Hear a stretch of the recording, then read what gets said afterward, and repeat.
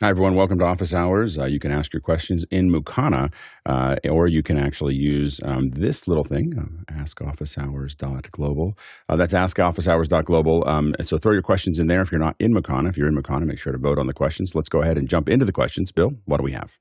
Our first one this morning comes from Craig Kadoki in Toronto, Canada. And Craig says, in Keynote, how do you set the center origin for an iris animation?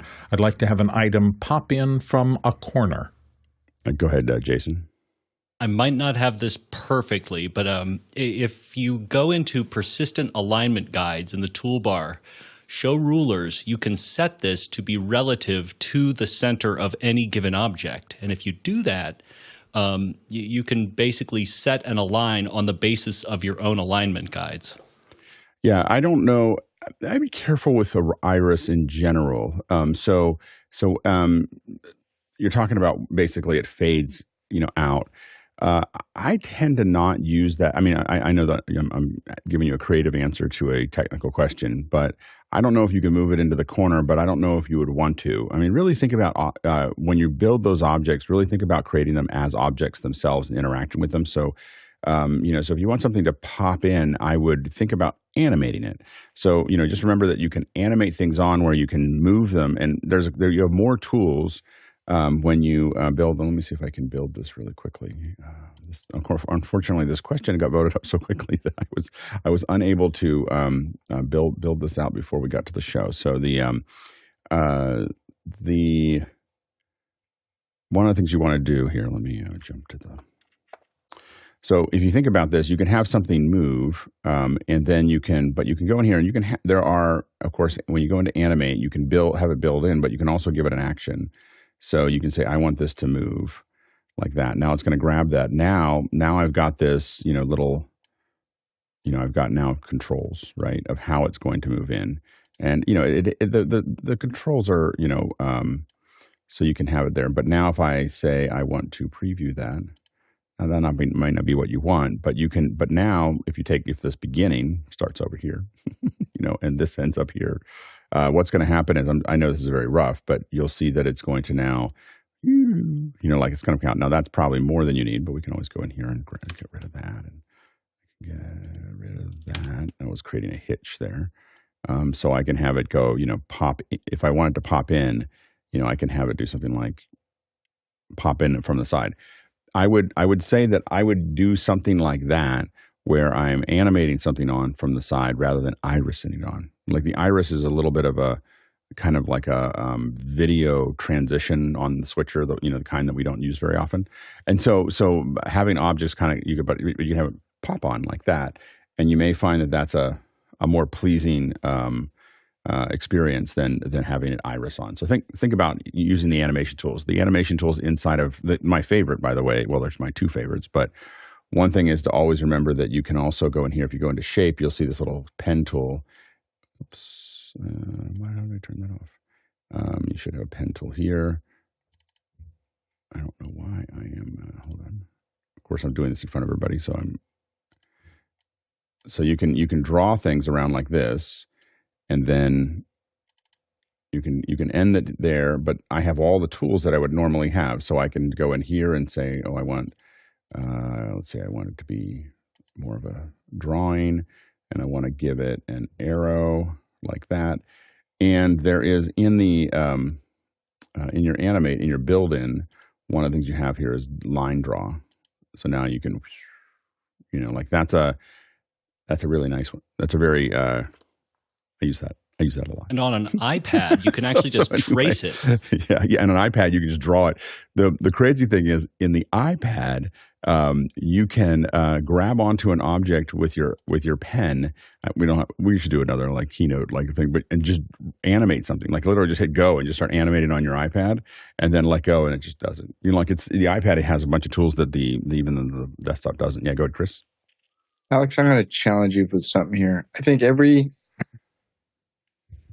don't know, I feel like it's a Tuesday thing. Every Tuesday at 7:15, I want you to interrupt the show and say, I'm going to show you something in Keynote you've never seen before.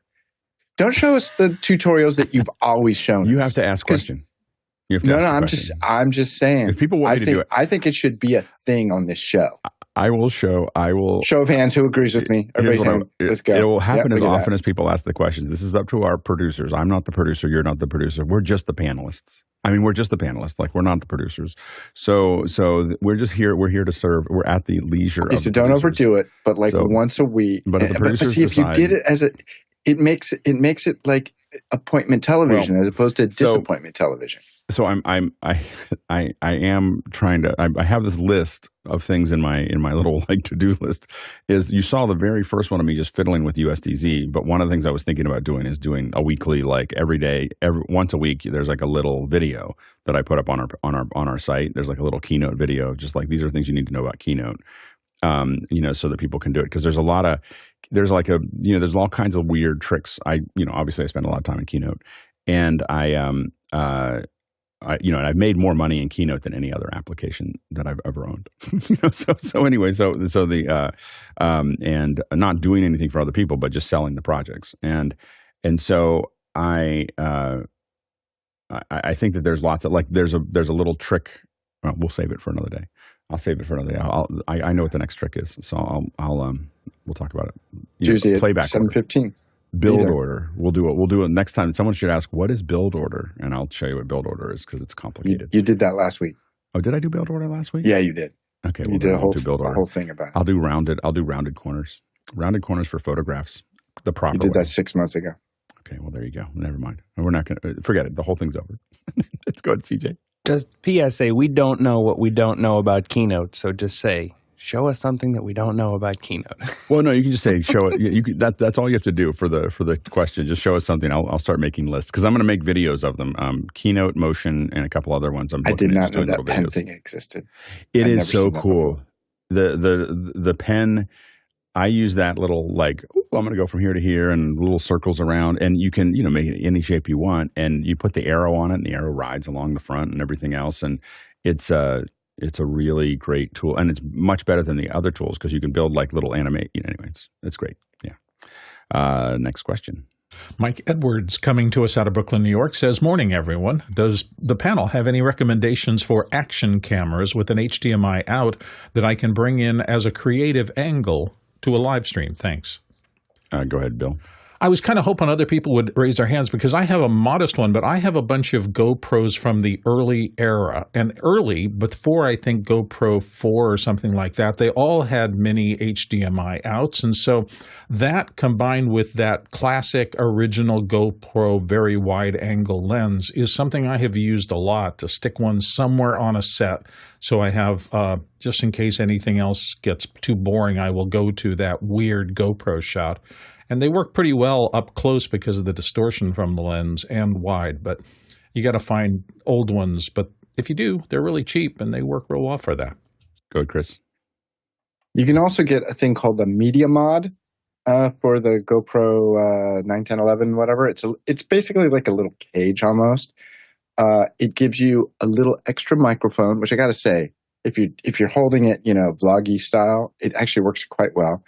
And it gives you HDMI out, which is kind of cool. And it gives you something else I can't remember. Also, I just wanted to say, and I was just trying to confirm this, Instalink has or Insta360, they have a new GoPro type camera. I don't know about the HDMI. But Colin Firth, the crazy guy that's doing all the tunnels under his house in England, he did an ad. He's been using it for his last few videos, and seems like a pretty good camera. I don't know if it does HDMI. The best one for real production, in my opinion, is the Blackmagic, the Micro Studio. So the Micro Studio is a nice little camera. If you're trying to tie it into a live stream and you want a live feed, it means that you can control, if you put a powered lens on it, so you can put these Panasonic powered lenses on, so you can zoom in and out, you can focus, you can shade the camera, you can do a lot of other things with it. It actually has a controller. You can actually connect it. We connected a bunch of them to the remote controls that allow you to control a remote plane or whatever. You can tie those controls into that camera so that you can sit there and with the right receiver, it'll take those commands, and so you can control focus and everything else with like a remote control receiver. They're really, really useful for those kinds of cameras. Good for that One kind of last thing. camera. This Insta360, it's called the Ace or the Ace Pro. It has a view mode on the flip up screen where you can see what it'll look like in 16:9, and it'll also show you the vertical framing simultaneously. Yeah. It's kind of cool. Yeah, and I've used GoPros. I think I've owned lots of GoPros with HDMI. I've had a bunch of Marshall cameras. I've had there's some other action cameras that I've used, and I just found Panasonic has some lipstick cameras that you can use that are possible. But the one that I kept on coming back to, and I think at one point I owned probably 10 or 12 of them, were the Blackmagic Micro Studios, and the new one looks great.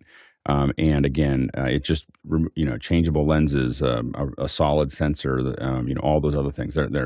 Jason's holding up one right now, and we buy the little cages for them, like Jason has. I just buy most cameras I buy with cages, but the cage on that, and then having that. Now that's not going to be the least expensive, but I think you asked for best, not least expensive, and it has an HDMI out, and it also has SDI. And if you do connect SDI in and out, you can control it. You can shade it with your switcher if you have a Blackmagic switcher.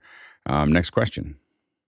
Next question comes to us from Chris Widener in Indianapolis, Indiana. What power distribution unit do you like for IP control of rack equipment? Looking for recommendations not in a closed ecosystem, SSH control, or even IPM/web would be great. I'll go ahead, Jason. My immediate thought is you do want a closed, you want a completely closed ecosystem for something like control of power. That whole concept freaks me out. The idea that you're going to have something open source on the public web that you can control. Yeah. Yeah, I don't know. I don't know how we've controlled them. I don't know what we've used. I think we've used a lot of there's a couple that are rack mounted, so it really depends on how big you want it. So there's some that are going to go all the way down the side. APC makes a couple that are available over the network that you can use. And so, but it is for these kinds of racks, I think that it's pretty, the ones that I've used the most are APCs, and they'll go all the way down the side, and you can, but what's nice is it'll tell you what the draw is. And if you get a good one, it'll tell you what the draw is on every outlet, and you can toggle every outlet. So it's not, and you can tell what the total draw of the PDU is. So those are a lot of the bits and pieces that are available there. Go ahead, Jason. I really like the Ubiquiti one, but yes, it is a completely closed system, and it's got 16 outlets or so, and each one of them can show, and it'll actually even show in a chart on the rack itself in real time the wattage usage per output, and it's got 4 USB-Cs, which is also really nice. Next question. Zach Stallsmith in Chautauqua, New York says, would an external enclosure with an NVIDIA graphics card installed be able to be properly utilized with a laptop that does not have a discrete production-grade graphics card? Good guy. Yeah, you want to be careful on these because you could run into some other problems down the road. Check the compatibility chart, like on Sonnets. If you go with the Sonnet eGPU, there's a huge list of which ones work. The danger is that if you accidentally disconnect it, it can freeze your OS. So I prefer to look at other options, either a used laptop that has one built in, like a 2070, my Razer that you're seeing me on right now. It's $750 used, and that's a dedicated NVIDIA 2070. I just bought an HP Omen, and man, the difference is stunning. For $1,299, you can get a modern computer with a 14th gen processor with the faster M.2. So look at what you can get for, instead of buying a $400 eGPU box that can lead to troubles as to what's faster even at your local Costco at MSI for $12.99 will get you a smoking fast laptop. Go ahead, Jason. I used this heavily for years on Intel-based Macs. I have never done it on a PC because honestly, I just didn't trust the stability of it overall.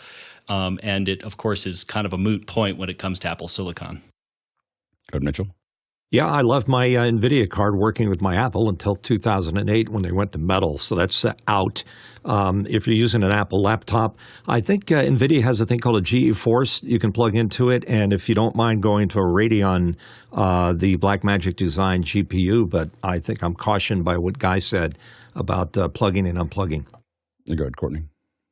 Yeah, I agree with Guy. MSI at Costco, that's what I have now for my main driver. If you're in the Windows world, it's you get the latest generation CPU, an i7 or an i9, and with that 4070 or 4060 even, you can do pretty good graphics. They're rated high for the gamers. So get one of those rather than putting money into an external box and then paying a lot for a large, NVIDIA graphics card. Yeah, and remember, if this laptop is a Mac, I don't think the Mac can see the NVIDIA card. You'll need an ATI card for that. So next question. Danny Grizzle in Longview, Texas is up next. Regarding conversations with Tony Mobley, I'm confused. Is Mukana a platform developed by Alex Lindsay with Tony Mobley running his show as a beta testing instance? Will Mukana be released to others? Yeah, so it wasn't developed by me. Like it is a group of us that put it together. I just want to make sure it's clear. It's like don't imagine me sitting back coding that. That's Chris Peterson that does that. Yeah, I'm not. I don't know the magic, but I can complain about it. I know that magic really well. So anyway, so it's in development. We actually license it out right now. So we have licensing that we do for it. It's something that if you it's not public yet, or we don't publicize the fact that we license it out, but we do license it to a fair number of companies, and we license it to Tony for $0 because he's Tony Mobley. And so Tony's using it there, but we use it in a variety of different commercial applications, and people can reach out to me if they're interested in finding out more. Next question. Max Schiffman in Carlsbad, California, from the QR codes, says, recently purchased a Blackmagic 10x10 router. Is it possible to rename the sources and outputs in the app or on the panel? It seems as though I can only change them to the pre-installed icon images that Blackmagic provides. Yeah, go ahead, Jason. I've always done this through a web browser or on an iPad. I don't know if there's a direct way to do it. It depends on where you're trying to use it on the iPad or in the application. There's absolutely a setup app. So there's two apps. There's one app that runs your router, and there's a second app that sets up your router. And the setup app, you can definitely change all the inputs so that what shows up on the front of the router is the name that you want to give it. And so what you want to do is go into your setup app, not the main app, to make those changes. So your setup control, your video hub control is not what you need. The video hub setup is what you need to make those changes. And I don't know because I've never had a 10x10, and I think that it's I normally get 40s and we have a couple 20s laying around, but so I'm not sure for some reason if it would be different, but typical Blackmagic is they'd be the same all the way through. The other thing is, just to note, you can literally take an XLS file. So you can sit there and do this in Google Docs or in Numbers or whatever and export it out and just import the whole thing in, and it'll just name everything. So anyway, so there's a lot of different ways to do that, but we definitely spend a lot of time naming our I/O. But the setup app is what you're looking for. Next question. Douglas Carmichael's up next, and Douglas's question is, how does an independent venue get the rights to show major studio film content? Are there bookers that work with smaller venues, or do they go directly to the studios themselves? Go ahead, Courtney. Well, there are very few small venues anymore that play first-run studio films because they have to bid against the major chains, and the major chains usually gobble up all the first-run features. So you can find art houses out there that there are bookers, there are companies that specialize in distribution of European and art house films that are not the big majors that are currently competing for your eyeballs. Like Janus Films have been around since 1956 that licenses film distribution to campuses and small venues. Art houses, usually they used to be in 16 millimeter. I'm sure they're now in digital format. So you can check into that if that's a kind of film. But if you have a small independent venue, you're not going to beat out the first run films. You might be able to get some on the second run films, and there are booking agencies that do that with the majors. But generally, because all the cinema chains have turned into huge conglomerates that are now almost bankrupt, you're going to be bidding against them for a opening a film that's opening this week. You will not be able to compete against the larger venues and the multiplexes. Go, Bill. Yeah, I was going to say almost exactly the same thing. You know, the DCPs, the digital cinema packages that are very locked down that they send out for first-run films, those are incredibly tightly controlled because obviously the world wants latest Hollywood releases. So if somebody can get that and pirate it somehow, there's a tremendous economic thing. So they control where those DCP packages go for first run. The rules do change a little bit in second and third run in older movies. So if you're looking for something from 5 years ago, there are venues you can get those kind of things from. But the brand new stuff, very difficult to get on the list to be acceptable for that. Swank. Swank, I think, is the company that does it, that does this distribution. So if you look at Swank, that they will rent those to you. If you see one of those outdoor venues, we have a couple different cities in Marin that will put up I don't know, it feels like a sheet, but they'll put up something on the side of a wall and everyone will sit around and have a picnic in the summer and watch a movie. And that's where, I think Swank is where they're getting those. And there's a couple different companies that license those out. It can be anywhere from a couple $100 for the viewing to a couple $1,000, depending on how new it is and how popular it is. And so you can definitely rent those out for a single venue. I mean, for a single thing. Getting, as everybody said, getting the new stuff, I wouldn't bother. Like it's not. Like it's hard for them to make money at it, let alone you make money at it. So I probably wouldn't bother with the new stuff. But the old stuff, if you want to have a fun thing to do, there's definitely ways to license the older products for not very much money. It's surprisingly inexpensive. Next question. Mike Edwards, Brooklyn, New York, is back with us. Morning, everyone. Does the panel know of any external APIs to control Keynote using Companion or any Companion module? Thanks. Guy.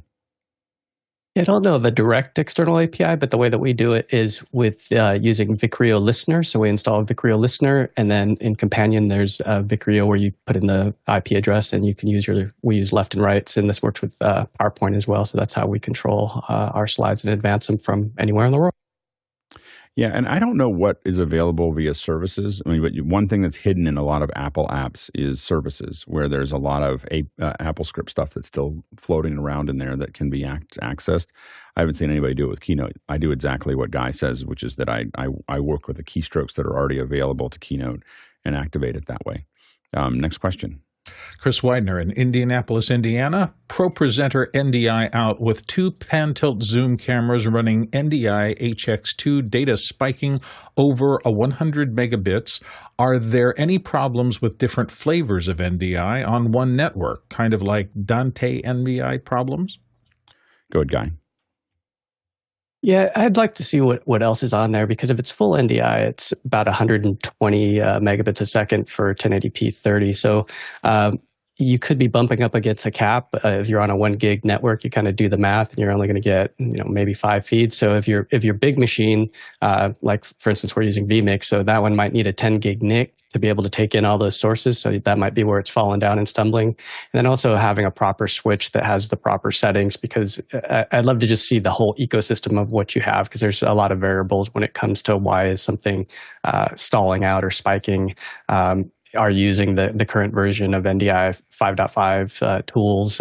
Yesterday I was at a facility and they were using NDI 4 still, and I'm like, it's so much more robust to use the modern day version. So there's just little things. If you could put a little bit more in the chat, Chris, or jump into after hours, I could probably help diagnose as to what's the culprit. But there shouldn't be any problem mixing and matching NDI HX and full NDI on the same network. It's just when you start to overload a specific port and not have enough. So I like to put a separate NIC in each machine. Not a lot of people do that, but I like to have it on its own network, just like people do with Dante. Next question. Robert Sababity in Poland. LED walls are being used more often, and there is a lot to understand when streaming and recording events on an LED wall background. Can the panelists share their thoughts on how they work with LED walls? And he notes this may be a second-hour topic. Courtney? Yeah, there's a lot to learn about that. There's a few good practices that you want to keep in mind. If you're using your LED walls for IMAG, where you're blowing up an image of the person on stage, make sure that the LED walls are above the area that the person is going to be walking and talking, so that you're not getting video feedback when you're shooting the video wall with a live camera that's feeding back into that video wall. The other thing is get as high a pitch, as narrow a pitch I guess that's narrow, right? The smallest pitch Smallest between the pitch, LED. Let's put it that way. Below 2 millimeters is best, and the lower you can go down to less than 1 millimeter is ideal. If you're going to be shooting it with a high def camera, especially because it will create moire issues for you. So bear that in mind. Bear in mind the color temperature settings of the screen and the lights. Usually LED walls, you can tune them to whatever color temperature your lights are at. So, but bear in mind that you have to do that to set them to the same color space as the lighting of your person on stage. Also, try and get them as far back away from the person that's going to be speaking or walking in front of them if you're using it for a presentation where you're creating a background behind a person. Get it as far back as you can so that you can separate it so it won't be in sharp focus when the person is in sharp focus, and that'll help with your moire issues. Let's see, what else? That's mostly the high points there. Try it out first. Don't just show up in the day. Of course, sometimes this can be hard to do since a lot of times the video wall is brought in and built the morning of the event. So make sure you get there early to test everything out. You may have to change the frame rate or the shutter speed of your cameras to make sure that the video walls don't flicker. Usually they're high enough frequency these days that it's not a problem, but you may end up with a beat frequency that causes it to just kind of breathe in and out, the brightness to fluctuate. So watch out for that and test it early, and change the shutter speed on your cameras or sample rate or whatever you can to change the sample rate of that camera so it's not beating against the frequency of the background. And best practice is, of course, to gen lock to the background. So if you're gen locked to it, then that won't be a problem. Good, Mitchell. Yeah, Courtney covered most of it there. The only thing I would add is check into more than one camera if you're using a multi-camera setup, and check at different focus points so that you can see that it might cause more moire if you zoom in on a two-shot or one-shot, whatever's going on. The other thing is latency. Be aware that latency will be quite obvious if it's a live shot or you're interviewing somebody, or if you show the person that's being in the foreground shot. Generally, I think that it's interesting to see more and more jobs being done without green screen. I used to get calls all the time for green screen fixes in post or when they're out shooting. And I think green screen just a little bit kludgy unless you really know what you're doing. Less so with LED, which you just follow the rules that Courtney mentioned. You good, Guy? Yeah, I was at a studio earlier in the week, and we got into this discussion, and I had always heard, tighter the pitch, the better it's going to look. But then we got into talk about which ones to buy and how do you transport them, because when you start to get below 2 millimeter pitch, they're really meant for install only. And so renting one of those is highly unlikely. If it's an installed facility like a church or something like that, they're going to have it.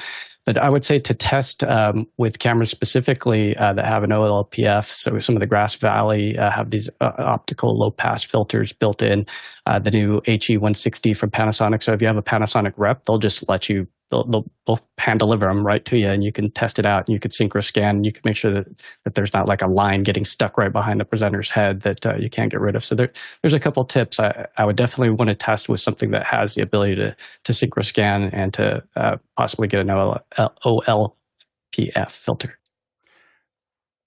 Yeah, everyone's really challenged by LEDs, and even the broadcasters are challenged by LEDs. If you look at a lot of the broadcasts, you're going to see patterns that are generated by those LEDs. It's getting better, but you can also see where some of the coverage has moved back to green screen if you look carefully at their edges, because they've probably given up on those LEDs because of those issues. OLPFs are available even on Blackmagic cameras now. They have their own cameras with that, so there's a lot of those available. Genlock is absolutely necessary. I would say the top LED that I would put behind someone is 1.7. That is as big as I would let it go. Now that doesn't, if you're doing production, a lot of those are much larger than that. They are 2.5 millimeter, 2.3, 2.6, because you can't curve the wall when it gets too small. And so that's one of the real challenges. But any of the pattern that you would see with an LED is going to cause trouble with any kind of encoding. What we do is recommend everybody go to 9 feet. Have it start at 9 feet and go up, and then you don't have to worry about it at all. Next question. Next one comes to us from Andy Kokendorfer in Viera, Florida. And he asks thoughts on the new Elgato 4K capture cards, and he's got a link there to them. Mitchell? First off, it's 4K, which is cool. My old 1080 Condor Blue is not going to stand up to that, and I believe it's 2.1 HDMI, so that's interesting. I haven't had one in my hand. Yeah, it does look like it does an 8K pass-through. So it does an 8K, the top one does an 8K pass-through, 4K 10-bit. This is why this is important, is that OBS and a couple others are now supporting HDR to YouTube. So with a 10-bit 4K capture card, you could theoretically bring your game in at 10-bit and actually stream it out at HDR to YouTube. And I think that Elgato is probably producing the lowest cost version of a capture card that could potentially do that. So I think that that's a really interesting model for what they're doing at 4K 60. I think that will be pretty close to it. The problem we've had in the past, and I think they've gotten over it, is heat. So when they try to pack all this in, it does look like a larger package, so that's good. But some of the Elgato products in the past we've had is once you run it for an hour and a half, it stops working. So I think that it just depends on. That's what I'd have to test, is leaving something on for a long period of time before I used it in a production. Next question. A. Schultz in Los Angeles is up next, looking to purchase some Sony FR7s for a house of worship. Has anyone used them with a Skaarhoj pan-tilt zoom controller and the RCP Pro remote controller? Go ahead, Guy. Yeah, we used the Sony FR7s with Noah Sargent has 3 of them, and we used them with the RCP. The Skaarhoj stuff, I've been a long time user of those, and they're amazing if you can get them. I haven't used them together. I haven't seen anybody use both at the same time. Greg Gibson has an FR7 user group, and he just did buy the Chrosziel Lens motor system. He's super happy with it. I've owned the same module in the past and hooked it up to my Zcam with my data video controllers. So those Chrosziels are solid. There is some issues with putting too heavy of a lens on the FR7. There's a limit there. I believe it's the 200 millimeter is going to be about as much weight as that thing could handle before you have to just lock it off and you lose your ability to pan and tilt. So jump in the FR7 group. I'll put a link in the chat. Greg Gibson runs it, and he's in there every day, and you can see what other people have been doing. And he's got a couple tidbits on his experience with getting that Chrosziel. Next question. Aaron Cody in St. Louis, Missouri. Are there any apps in the Zoom app marketplace that you find particularly useful or interesting? I think the SPX one is pretty cool. This is the one that Tuomo put together that lets us do graphics in lower thirds, let someone do it without a switcher and everything else. And so I have to admit that that's the only app that I have used in the Zoom app marketplace. so I would love to say that I had more, but that's the one that that play with. I have to. We as a group tend to use Zoom as a video transport service, and so we tend to grab onto stuff and take it and put it somewhere else. And so because of that, I think we don't pay as much attention to some of the pieces that are there. Go ahead, Mitchell. Alex, have you used Commenda in there yet? It would seem to me that you would try that. We have Commenda. One of the things that we're working on is just some sign-in stuff to make it a little easier to use. So Commenda is built into it. Commenda is the sister app to Mukana, so it can feed into those things. And so we're working on some refinements to how that works across the board. That'll make it a lot easier to use. It actually works pretty well. Next question. Philip Oler in Katona, New York is up next. Is there a way to chroma key an input on ATEM Extremes and then have the key be a source in SuperSource? I'm thinking I need 2 switchers to do this, but be great to keep it to 1 if good. What you're trying to do, I think, is that you're doing. You may be able to do it with an upstream key, but I don't think so. I think you need a multiple ME. So you need a switcher that has 2 MEs, mix effects on them. So there's Blackmagic 2 MEs and 4 MEs and other things. The constellations are 4 MEs. And so every ME, what an ME does, of course, is it gives you another video pipeline. So you can do all the work in one video pipeline and then pass it to the other one. So typically what you would do is you would think the way the Blackmagic works is a little backwards from what a lot of people think of, but you have your 1 ME, that's going to be your program, right? Your PGM. And you're going to go into your 2 ME and you're going to do your key here. And then you're going to pass it as a source into the 1 ME, which is then you're going to put into a super source. But I don't think that you can do that with I don't think you can do that with an Extreme. So I don't know if you can do that key or not. So and do those 2 operations together. Next question. Tlaloc Lopez Waterman, our friend in Sarasota, Florida this week, says, I have been watching some of the Vision Pro coverage as folks get their hands on it. I haven't heard about anyone bringing in 3D CAD and looking at spaces and venues with it. As a theatrical designer, this is of particular interest to me. Do you think that would be possible? CJ? Right out of the gate, it doesn't look like there's Vision Pro. There's Vision Pro stuff for like SketchUp's iPad app isn't released on the Vision Pro yet, and I didn't see anything from AutoCAD either. So at least at the start, you're going to be looking at having your Mac app on the screen, and that's going to be one of the first things that I'm doing with it. Although, what I'm most looking forward to is sitting in an actual space and then mapping my 3D onto it with the Vision. Good, Courtney. I stumbled across a video yesterday because everybody's putting Apple Vision Pro stuff in, and I found a place called Jig Space for Apple Vision Pro, and they have a great video that shows a lot of 3D CAD stuff in the environment. I don't know if it's real or not. It looks maybe a little too real to be good. And it shows an IKEA table being assembled in a room and then animating up and popping into position. So if it could work from that, it could probably work in a venue that you scanned and have that it might have, the Vision Pro might have trouble scanning a larger area, and Alex would be the authority on that. But I don't know if you had the model of the venue that you're at, a large venue to do scenery and stuff, it might work for that. Look up Jig Space for Apple Vision Pro and look at their video and see if it'll fit your needs. Go, Jason. I think there's tremendous potential here specifically for your vertical, Tlaloc, but if you're talking about like actually 3D, like AutoCAD, you're going to end up with problems. I mean, Mac's always just been hostile towards most of that platform. I wouldn't necessarily worry about AutoCAD itself, but one of the things that we've been doing, I think the first time we did it was probably 8 years ago, was importing SketchUp files and pushing them into Meta or Oculus back then. And so being able to put together a SketchUp file of what you're planning to do or outputting that and then putting it into something you can walk around in, we started doing that quite a bit of time ago, and it's super effective. Like, if you're thinking about stage design, if you're thinking about theater design, being able to stand on the stage and look around and see what it looks like, people make a lot of decisions that are very different than when they look at it from when you show them the CAD drawing and then you let them stand inside of it, they'll make a different set of decisions, about what that means. And if they say, oh, can I see what it looks like if I'm sitting in this seat? And then they sit over there. And what about this seat? And I sit over there. And that's all coming, and it's because we've been doing it inside of Meta and inside of Oculus on and off for years.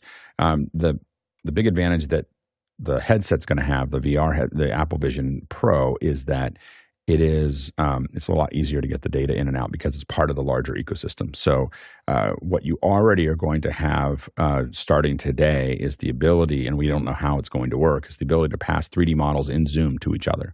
So they've already talked about that, is that you're going to be able to upload models to view in Zoom if you're in the Vision Pro. So we're really excited to see what that looks like. Go ahead, CJ. The other thing that I'm playing with is taking a SketchUp file, exporting to an OBJ, and then getting it to USDZ with Reality Converter.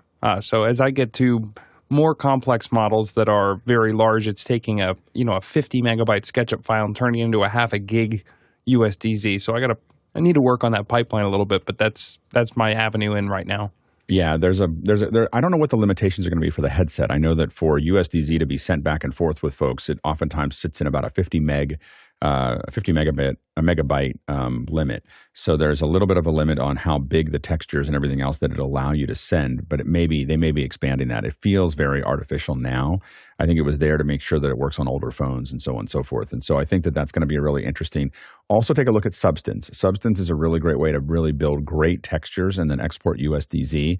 The only thing is that in the past, Substance hasn't been able to deal with UVs. And so what you really have to do is go in, and I take objects into Cinema 4D. I will define all the UVs. That's the mapping for how the textures are going to go onto it. Then I bring it into Substance, and then you start adding all the little doodads to it, all the textures, and then you export it out of there, and you will get a USDZ file that looks pretty amazing for a lot of these things. So take a look at that as well. Next question. Matt Halverson in Brookings, South Dakota is back. What range do you use when determining focal lengths for a wide/close-up using the two shots during an interview? For example, if the wide shot is 50 millimeter, do you go to 105 millimeters, a 55 millimeter difference, for the close-up? Mine seems to be 70 and 135. CJ? Keep in mind that depending on the camera you're using, whether it's Super 35 or full frame or something smaller, that the focal length is going to be impacted by the crop factor. I've recommended this before, but I highly recommend DOF Simulator, as in depth of field, DOF Simulator online. That will allow you to say, here's how far I am from my subject, here's my camera sensor size, here's the focal length I'm planning on using. It'll help you with framing. Go ahead, Bill. I've never thought of those shots in a live situation in terms of millimeters. I'm thinking of it in terms of emotion. I mean, the four basic things you have is a wide shot, a medium shot, an MCU or medium close-up, and a close-up. How those are set, to me, depends on what I'm shooting and what the people are doing if I'm shooting an interview. So if I don't want to be too close if it's an emotional thing, but I also definitely don't want to be too far away because it's an emotional thing. Pushing in farther. And it's an adjustable thing. You know, at this moment in the interview, what am I seeing? If I'm seeing joy, my close-up is going to be different, I think, than if I'm seeing sorrow. And the sorrow depends on, is it invasive feeling or is it really important to stay back a little bit and give them some room to breathe? So I just can't imagine trying to set shots based on numbers. It's a great starting thing, and you should definitely know what these look like. But at some point, your heart should determine this, not your eye. That's how I feel about it. Go ahead, Chris. It's disturbing how much I agree with you, Bill. I 100%. But it is interesting. I think what Matt's trying to do is he's trying to put a formula to something. And this is the key problem in our industry that I see, because many of us, we're very technical, we're nerds, we're not afraid of the maths. You know, let's put something to it. You know, which the eclipse thing. Which ND are we going to shoot the sun through? I don't care. I want to watch the people watching the eclipse. So, like, we struggle with applying too much science to a medium that really is, like Bill said, it's about emotion. I will tell you this, and so the answer to your question is you got to look at it. You got to look at it, and you got to cut between them. Does it upset your spirit when you make that cut? It might be just, you know, popping one in at another 5% is like, oh, okay, that feels much better. An invisible cut is a great cut. I will also say, and this is a common problem that I see with a lot of producers. As a matter of fact, just recently, yesterday, I was cutting a piece where they put two cameras on the guys talking. And the wide shot was spectacular. But it was too wide to use for the whole piece. Like, I want to see that shot, but I want to see that shot maybe 3% of the time. Like very, very, like a little in the beginning, maybe wants to remind me how cool it was toward the end. But what I really need is I need those emotions. So they have this spectacular wide shot and they hold on it for a whole half-hour interview. I don't need to see it that much. You need camera operators. You need directors. You can't just set a shot and forget it unless you have like a whole bunch of cameras. But sometimes people they get too emotionally attached to that wide shot that they spend a lot of time setting. It's a beautiful shot. It's got two beautiful cars in it. But in terms of the guy sitting in front of the cars talking, zero. And I would say that it really, we tend to not define those as millimeters, and we tend to define lenses as shot, like framing. So, you know, because it depends on where the camera is. So you have a head and shoulder shot, you have an extreme close-up shot, you have a waist-up shot, cowboy shot, wide shot. These are all things that these all mean something to us as how we're framing that person. But we're basically thinking about what they look like in frame as opposed to exactly what camera, because those cameras are all over the place. What I will say after I said all of that is that if someone said you have two lenses and you get to take out, typically on a full frame, so whatever the equivalent is that you want to go there, I would say you should take an 85 and a 28. Like, an 85 and 28 or an 85 and 35. Those are the two that I would probably take. They make some great 85 glass that just looks amazing. So if I was going to take it, and I know that I'm going to go into somebody's office or a small place and I'm going to get to put the cameras wherever I want to do the framing, those are the two. If I only had two lenses, that's what I would take. Now, what I take when I do this is usually a couple zoom lenses and a pile of primes. Like usually I rent 6 or 8 primes, and I use the zoom lenses as I get started so that I can figure out what I want, and then I go get the prime, because I don't like taking the primes on and off all the time. So I just figure out the focal length, and I pop the primes in. Oftentimes make a fine adjustment to where I'm going, and go from there. Go ahead, Courtney. Oh, sorry, I'm on the next question. Okay. I think we jumped ahead there. I'm a little confused. All right. Yeah. Next question. Let's go with Douglas Carmichael. This is the question. How successful have movie theaters been with gaming and eSports events? Depending on market, can it be a successful revenue generator for theaters? Courtney? I doubt it. If you're going to host an esports gaming event where you're going to have 2 teams competing against each other, it requires a tremendous amount of infrastructure. To do that, you'd have to roll up a major sports truck, for doing a major sports event outside the venue, to get enough cameras and inputs to be able to switch between all the teams and put the results of either team up on a big screen somewhere. It requires super low latency to do all that. Most theaters aren't equipped to handle that kind of infrastructure. And most theaters aren't big enough to make money off of it. Everything's a multiplex these days, and even the biggest multiplex maybe seats 300 people. If you're talking about a stadium or an arena somewhere, that might be possible, bring in a big video wall and make a big event out of it. But I think, closed circuit, there used to be a thing called closed circuit entertainment, where they would take a boxing match, let's say, and broadcast it to theaters all around the country. This is before the internet, before live streaming. So that made sense then, because the only way you could see a live event like a boxing match, where everybody'd want to see the latest, 2 people beat each other senseless. But now that they're streaming, there's no real reason to do that anymore. You don't see very many football games covered in theaters out there, because you can get it in your living room and beautiful, sometimes 4K on a big screen. So it kind of defeats the purpose. There's a lot of cleanup and most theater owners are operating a razor thin margin, and they can't afford the staff to clean up after a big event like that, where people are celebrating quite a bit in the theater.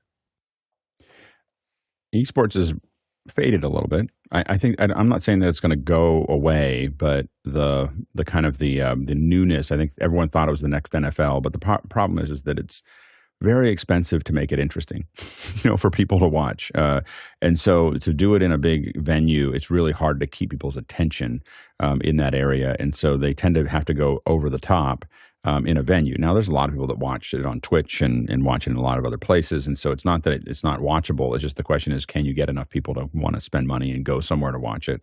And I think that's proven to be pretty challenging. I think that one of the things that we're going to see somebody do at some point, and I've talked about this a little bit in the past, at some point, someone is going to look at football and soccer and baseball and cricket and say, hey, that's one big field. You can see everything that's happening in one place, and those are really popular sports. And they're going to think about esports in a way that everything's something we can see all in one place. I think one of the big challenges is that it takes a lot of time to figure out what's going on, and you have so many subplots in most of these games that it's just hard to be compelling. And so I think that there's another game that wants to be made that it's all in one arena, as opposed more of a Coliseum style game, as opposed to what we see right now. And I think until we get there, it's going to have a lot of challenges. Next question.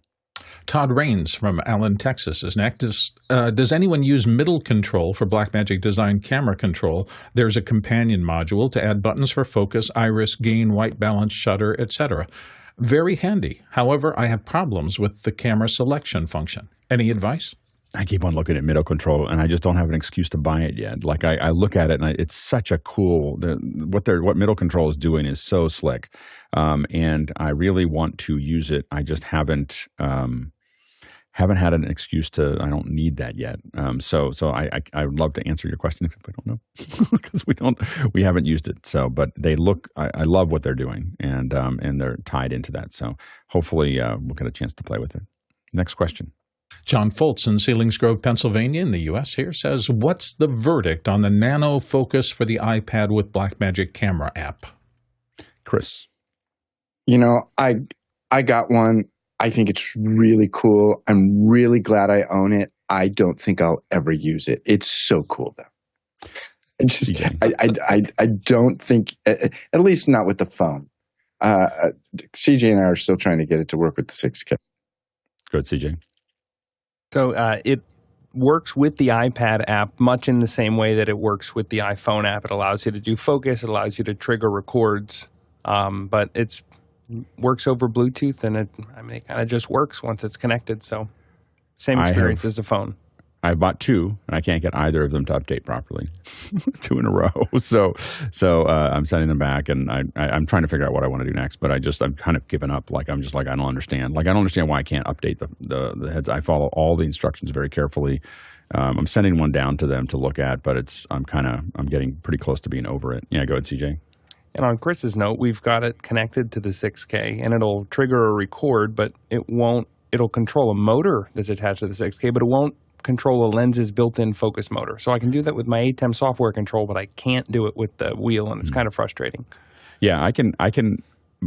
Mine will trigger record on my phone, in the Blackmagic app, but it will not. I can't do anything else. Like it won't update the S, whatever the S update is. Won't go forward. Like it does something, and it all looks like it's working, and then it's just still back to the old version. And I've done it, a couple different ways, and it just hasn't worked. So, and I don't. With one, I thought there was something wrong. With two of them, I was like, okay, I don't know what's going on here.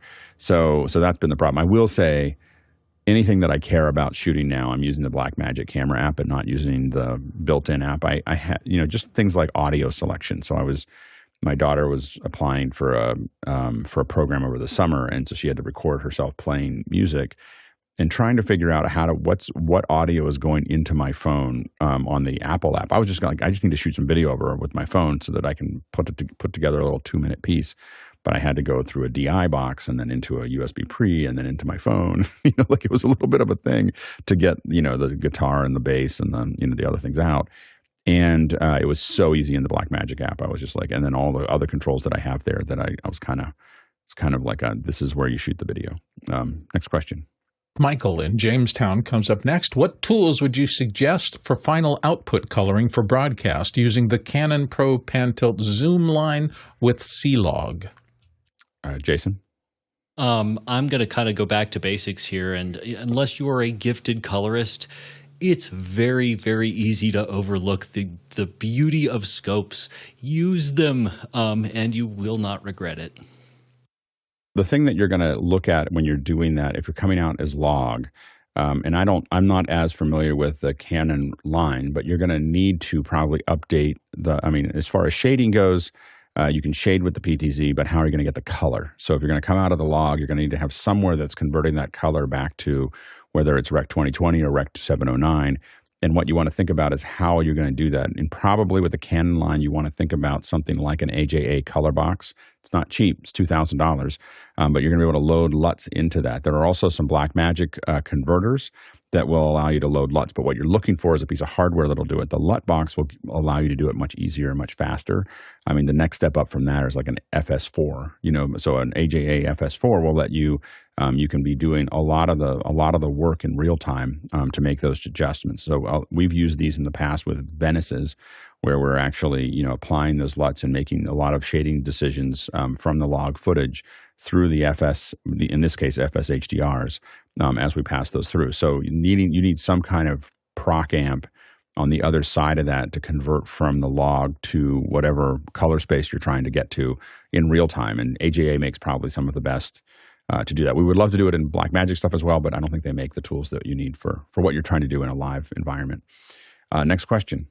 John Nichols in Concord, California is up next. In Keynote, I'd like to make an upstream key. I have a full screen graphic and I'd like to cut out 2 rectangles with rounded corners. I see how to subtract and combine shapes, but I'm struggling with subtracting a shape from a graphic. Is this possible? Chris? I'm going to answer what Alex taught me one night because I was losing my mind, John, doing exactly what you're doing. You cannot subtract one shape from a graphic. What you can do is subtract a shape from a shape and then pour the graphic into the resulting new shape that has the cutouts. sounds a little weird, but Alex will speak to this. But basically, what I do is I make a 16:9 background plate. I put my rounded corner things. You do the subtract mode. You found that. You'll notice because of progressive disclosure, or it's not progressive disclosure, it's content aware, whatever. Those buttons don't even show up when you try and do it with a graphic. You can't do it. But you do it from the thing, and then you pour the other graphic into the resulting new shape. What Chris said, he did it well. So you knew if you have a graphic. Now, if you have an outline version, note that you can bring SVGs into this is brand new for Keynote. You can import SVGs into Keynote, and in some cases, you can break those up. So if you're looking, I'm not going to be able to do it here because I don't have one up here, but if we look at here, break apart, which is not up because I don't have an SVG in here, but you can sometimes break apart an SVG and then you have access to it. And in some cases, the SVG will be seen as a shape now. Not all the cases, and I haven't been able to tie it. I believe that if the SVG has a compound path in it, that means like a O with the hole knocked out, that's a compound path, and it doesn't seem that I can get that to be a shape. You know, so the compound path's coming in over SVG, and I'm trying to figure out how to make that work, and haven't figured that out yet. But some SVGs will work, some don't.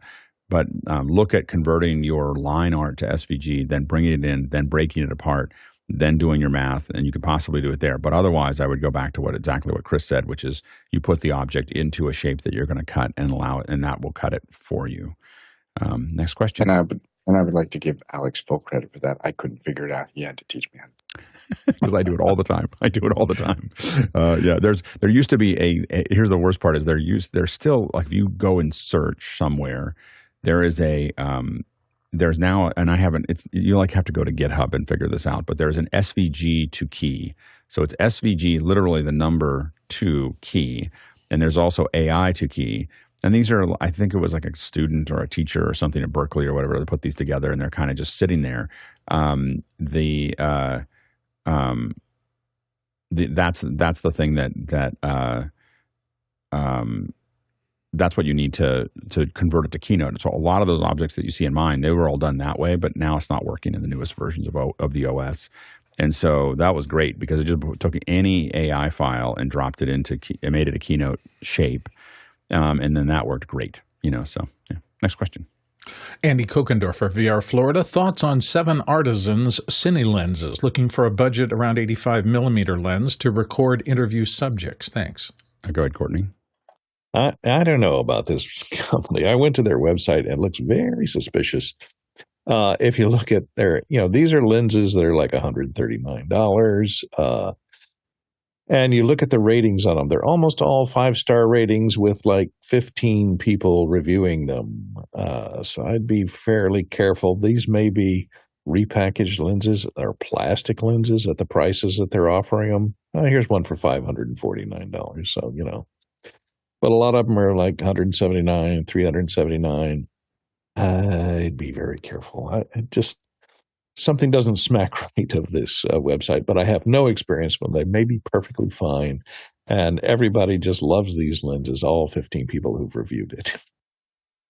I've talked to some folks that actually like these lenses, but I don't know, I don't know enough about them. I haven't used any of the 7 Artisans lenses. I tend to buy the manufacturer lenses, the kind of whatever the high quality is, or go up from there. I find that a lot of times the less expensive lenses are a little softer. So that's the thing to look at. We are going to be continuing the Q&A right after the top of the hour. A couple quick announcements that we've got. NAB coming up. We are covering NAB, and it looks like we're going to have a booth of some kind in the central hall. We're finalizing that. And if you're interested, I put out an announcement yesterday in Discord. The people who signed up, I was like, oh, this is going to be a good show. like this is a lot of great people, both on-site and off-site. So if you're interested in supporting the show either on-site or off-site, the NAB team is starting to build. You can find the link in the Alex announcements in Discord and go ahead and click on there. But it's a great team. It's a really good team. We'll start doing meetings next week and start figuring out what we want to do. But I would highly recommend checking that out. I was pretty excited when I saw who signed up. all the people that signed up. So I'm really looking forward to it. It should be a big party. I think we have right now about 10 or 12 people that are going to be on site and another 8 or 10 that are going to be off site right now. So if you're interested, jump in. Also, a quick reminder that we have the new panelist meeting tomorrow at 9 a.m. on Pacific Standard Time on Saturday. You'll see that announcement also popping up in Discord. And so if you're interested in finding out what this is all about and whether you might actually want to be a panelist be part of this conversation, it's a great place to start. So check that out, that announcement. There's emails about it, but that announcement is coming out tomorrow morning. Welcome back to the show. And if you have questions and you're not in Mukana, if you're in Mukana, make sure to vote on those questions so we know what order. We're doing another hour of questions. And if you have questions and you're watching, you can also use askofficehours.global. That's askofficehours.global, or you can use that little QR code there. The thing to know there is that if you ask them and we don't get to them, we're just going to bring them in the next day. And you can ask these questions 24/7. Probably half the questions we did in the first hour from the QR code. So it's really, anytime you think of those, you don't have to try to figure out how to get into Mukana.